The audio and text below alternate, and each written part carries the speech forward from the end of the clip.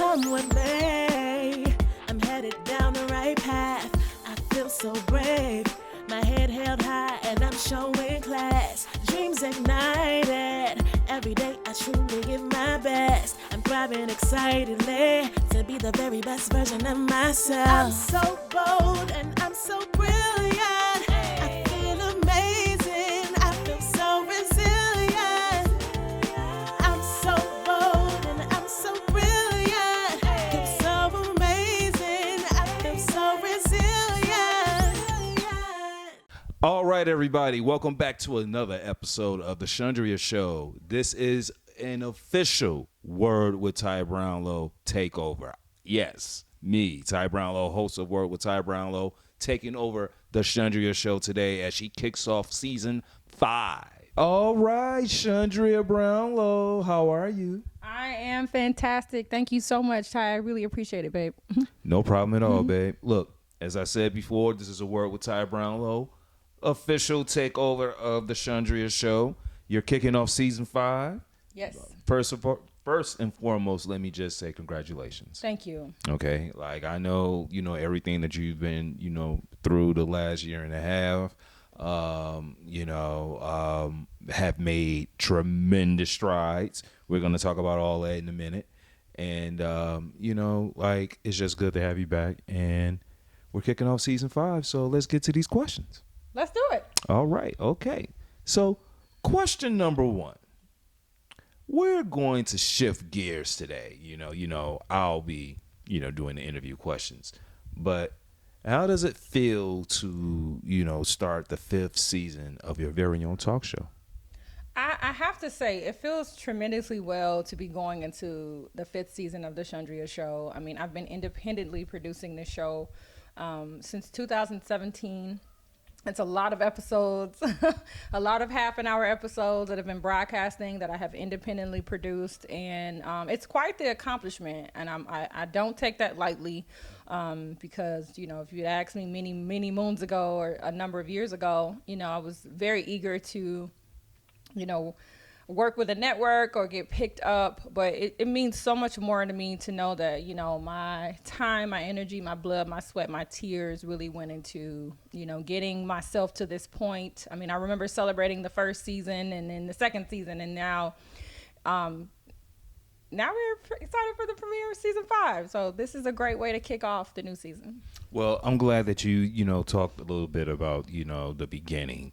Because, as we said, this is season 5. So, let's just get right to it. Like, what should we expect for season 5? Oh, season 5. I am really looking forward to it, season 5, because it's I plan to do a lot of the things I had yet to get to do. For example, I've always wanted to do cooking segments for season 5. There are a lot of guests that I hadn't reached out to yet about being, guests on the show. I want to do some pranks on the show. I just want to do a lot of things that I had yet to do. And so season 5 will be a great mashup of, a lot of missed opportunities, a lot of new ideas, a lot of creative ideas, and just a way to take the show to the next level. Okay. And make it more enjoyable. I know a lot of us are still at home. It's still the pandemic.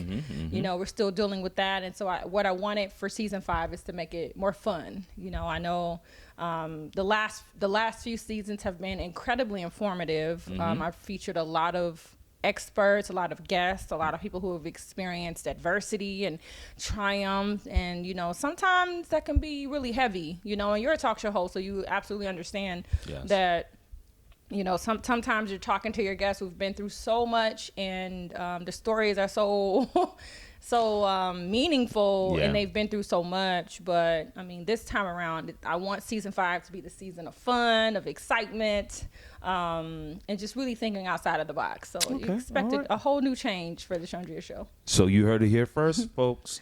Season 5 fun.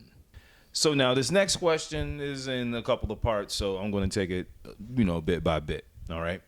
So as I, stated before, you were on a 6-month, much needed hiatus. But as far as the hiatus goes, what did you learn during that time away?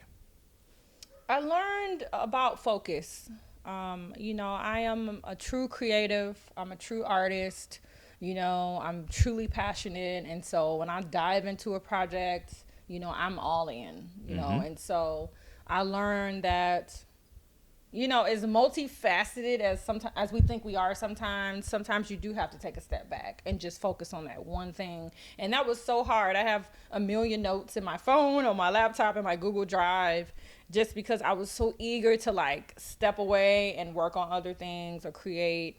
And I learned about myself that, I can be laser focused on one thing. Is successful at multitasking as I like to think I am.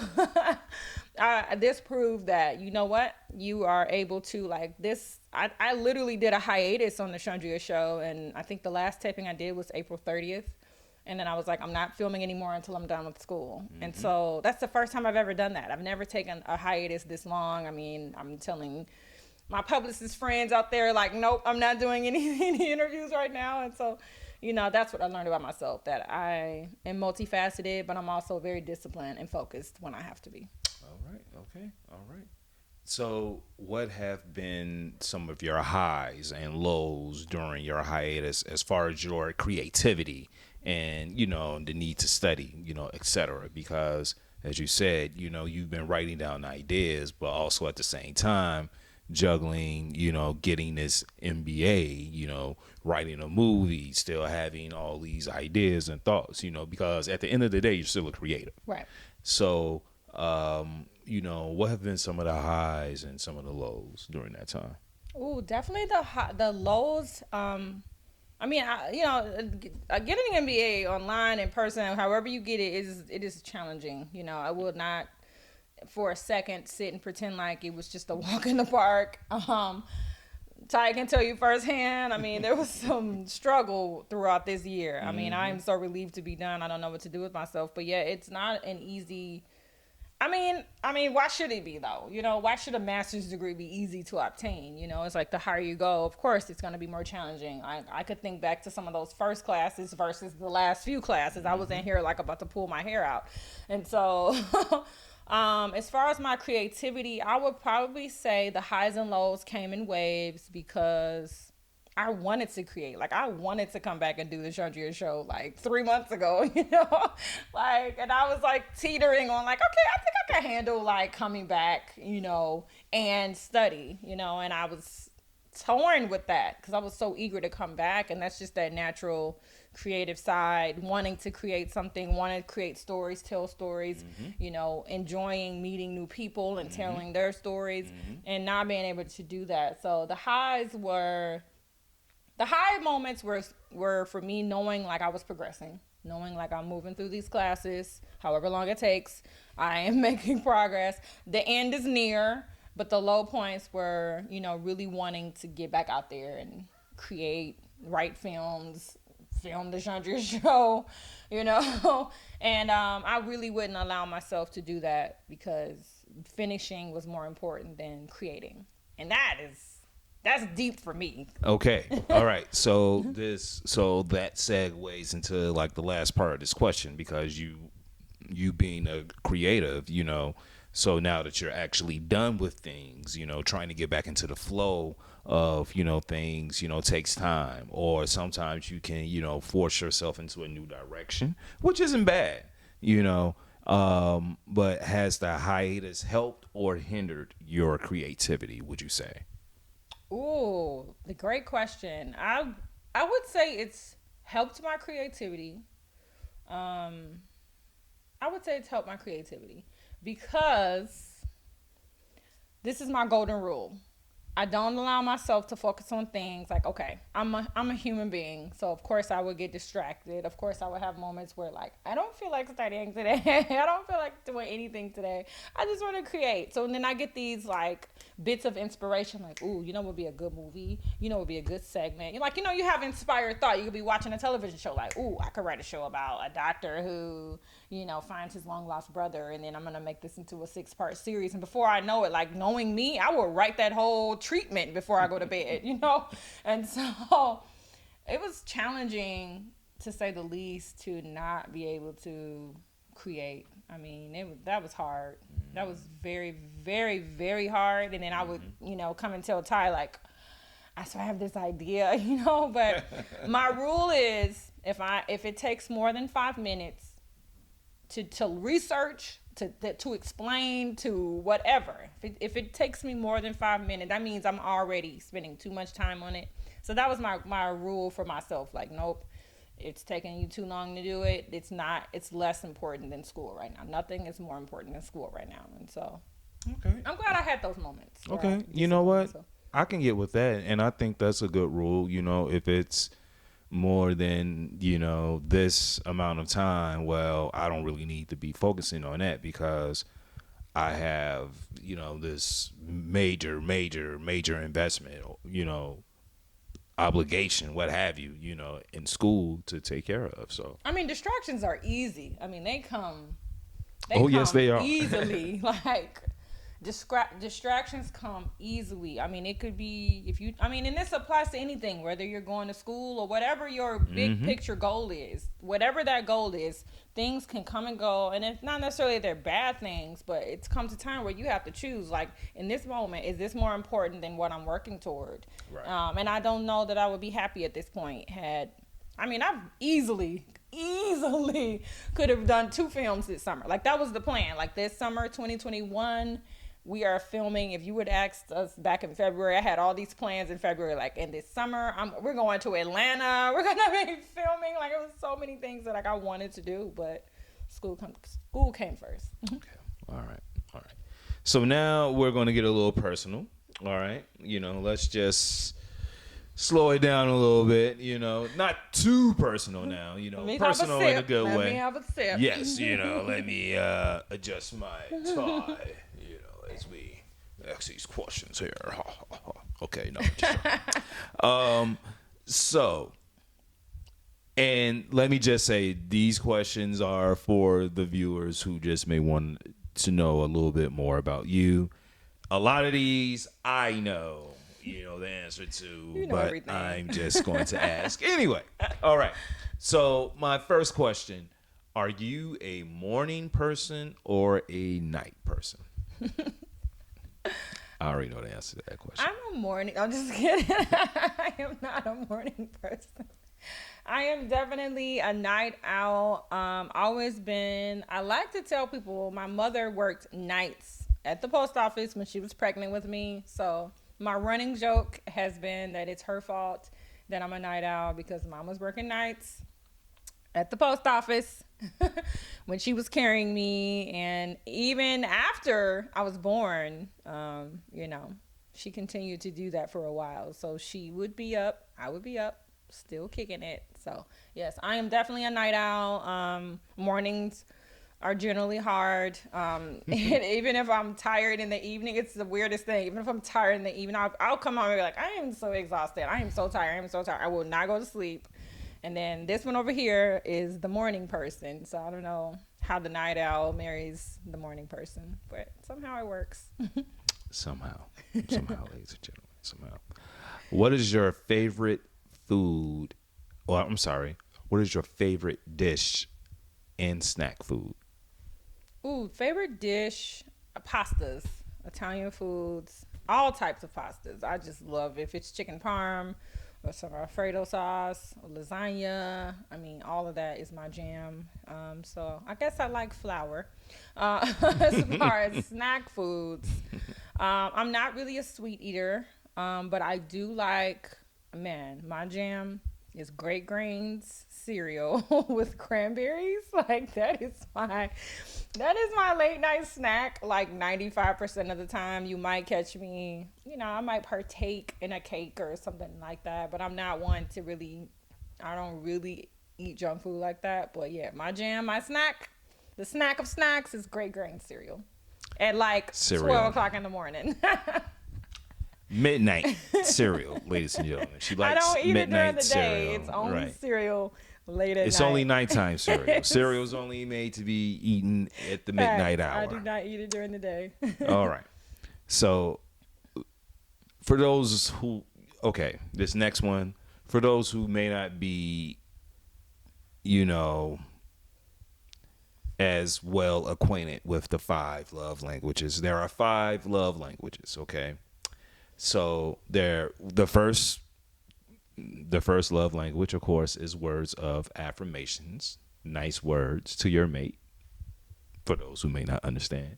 Gifts is number 2. Everybody knows Everybody gifts. loves gifts. Right, everybody loves gifts. All right. Number 3, acts of service. That can be anything from bringing the remote to a can of soda, to a beer, to a glass of wine, to the iron, toothbrush, whatever. Acts of service. That's number 3. Quality time. You and your mate. Not you, your mate, and your buddies and your cousins and everyone else, you know. Just that quality time between you and your mate.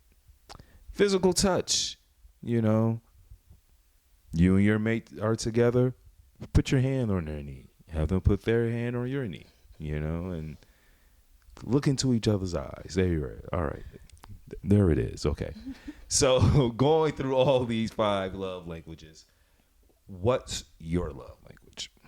Ooh. I mean, all of those resonate with me, but I feel like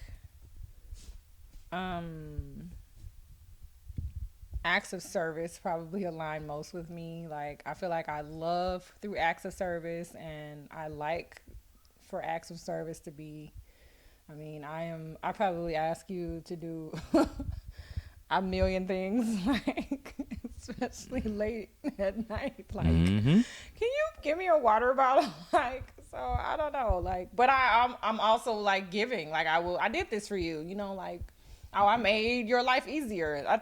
To me, that's what if I break acts of service down, it's not about somebody like necessarily bringing you something per se, but I like the idea that somebody like thought enough of you to make your life easier in some way. Like, you know, like if you're like, for example, when I had to return my phone, I got a new phone through our phone carrier. And so we'd have to do a trade. You know, you have to, they mail you the new phone, and then you have to send your old phone back via the mail. So I was telling my sister, like, she's like, what is this? And I'm like, oh, I have to take my phone to the UPS store. And she's like, I'll take it for you. Like, and I was like, oh my God, thank you so much. Like, you would have thought she gave me $1 million. Like, I was so like touched by that. But that's a great example of just like, that's how I like to be loved, and that's how I show love. Like, I would do things for people, and, you know, it really warms my heart when somebody, like, tries to simplify your day. That means a lot. So Okay. that. All right. Okay. Well, I try to simplify today, ladies and gentlemen. Does simplify my day. Okay. All right. We asked our social media followers to send us questions to ask Chundria in the hot seat, and they delivered. All right. So our first question comes from @Brittany K. Jackson, who asks, you've operated in multiple capacities as a host, writer, director, producer, and graphic designer for your own shows and film projects. Is there an area you are most passionate about? I think I think my talk show is probably gonna always hold the most special place in my heart. I've been most dedicated to it the longest, so I would probably say I'm most passionate about hosting or journalism, but everything else is a close second. Okay. All right. And our second question comes from I am Nikki Miller, who asked, what was your why for starting your show? My why for starting my show was my intention to create what I was seeking.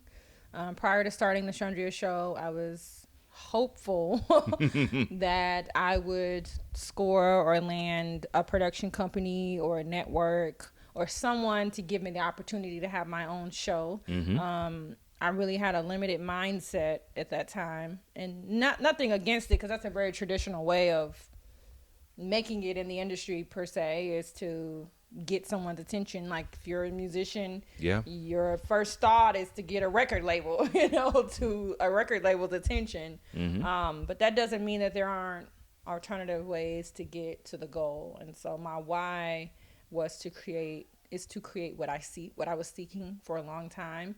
And I hope that I'm an inspiration to others who, whether you want to be a journalist or any type of creative, I hope that I inspire people to not wait on opportunities, but instead to create them.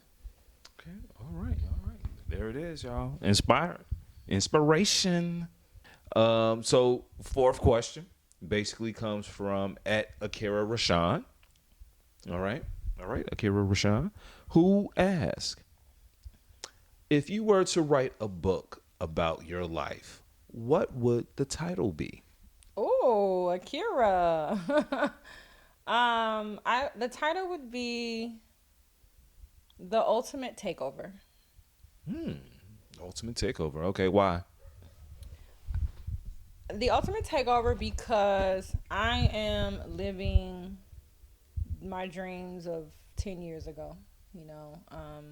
I am living in terms of just, being married, having the success of the show, the longevity of the show. I've put in a lot of time and work and energy, and to even just have a supportive partner while doing that.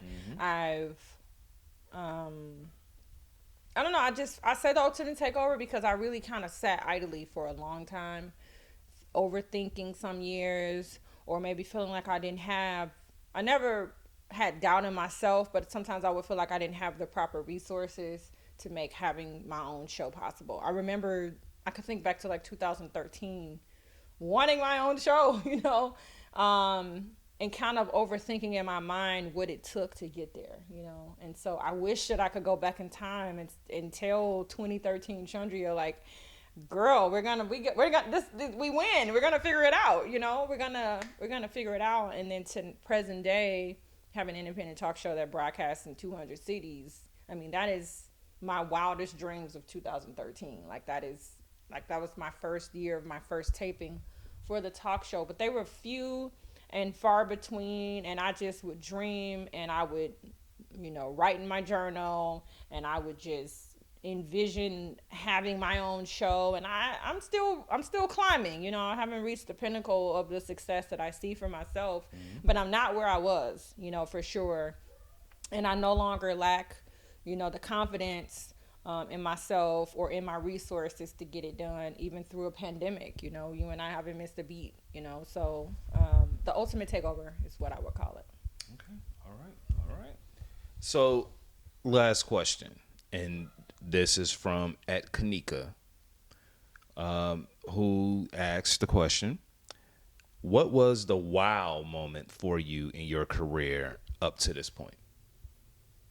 Ooh, the wow moment in my career. Up to this point, yes.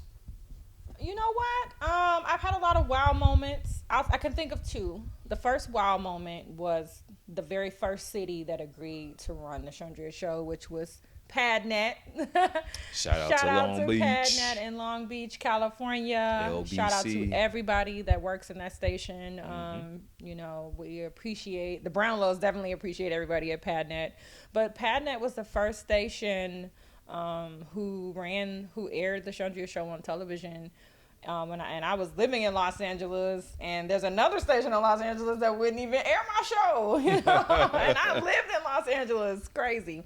But PadNet got me through quick, and I mean, all the airtime, and they would rerun it, and it was just beautiful. And I'm still airing on PadNet to this day. And so that was my first wow moment, because that solidified what I knew. I knew if I just make this content and put it together, I will get it out there. I will get it on TV screens. I will get it in homes. And it's something special about knowing. It's like when you know a plan, when you have that plan in your mind and you are surefire that thing is gonna work, and then you get that first sign that it's officially worked, it worked. Yeah. It's there's a spark, and all I gotta do is rinse and repeat and do this all over again. So that was my first wow moment, was having a station, PadNet, say yes to broadcast the Chundria show on television.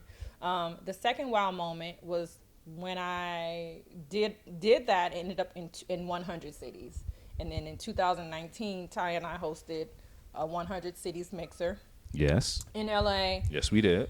And Wonderful time. it was a wonderful time and a very special time. I mean, and although I've reached the 200 mark at this point, those are my wow moments because, at this point, now the show is in 200 cities. So now I've branched into filmmaking, and so then I created that first film, Dare to Love, and then put Dare to Love in 200 cities and broadcast it on TV. So I'm saying, so it's like, had it not been for those wow moments, had it not been for that first station to say, yes, we'll put your show on TV, and then all those other stations that came after them, and then to be able to celebrate a milestone of 100 cities, it's a beautiful thing to see your dreams unfold. It makes you dream more, Okay. All right.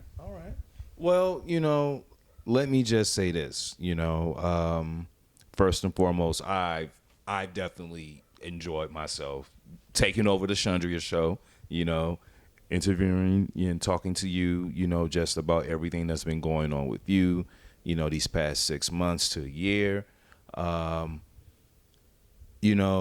Normally I would end Word with Ty Brownlow, my own show, by asking people what is the one word that best describes them. But I'm going to do something totally different. Because technically this is not Word with Ty Brownlow. This is the Chundria show. So I will offer up part of one of the ingredients to love language, and I will offer these words of affirmation to you. I look forward to seeing what season 5 has to offer. I look forward to seeing the show grow to greater heights than what, man, you've come a long way. All right. You talk about 2013, you talk about 2017. We're now here in 2021, and you've grown each year and gotten better each year and expand the brand each year. And, you just continue to work. And, I just want to say I love you for your inspiration. I love you for, the person that you are. Very kind, very genuine, but hardworking. You not only inspire me, I know you inspire others as well. And I love you and appreciate you as well as I'm pretty sure others do. So thank you. Those are my words too, of affirmation. All right. So Yeah. since I can't do my traditional, but let me just say once again, I've enjoyed this. This has been Ty Brownlow. Remember, you can follow me all social media platforms at Word with Ty Brownlow. You can go to my website, tybrownlow.com. You can go to my YouTube page, Word with Ty Brownlow. As I said before, all social media platforms, Word with Ty Brownlow. See you next time. Continue to tune in to the Chundria show. Come with me, I'm headed down the right path. I feel so brave, my head held high and I'm showing class. Dreams ignited,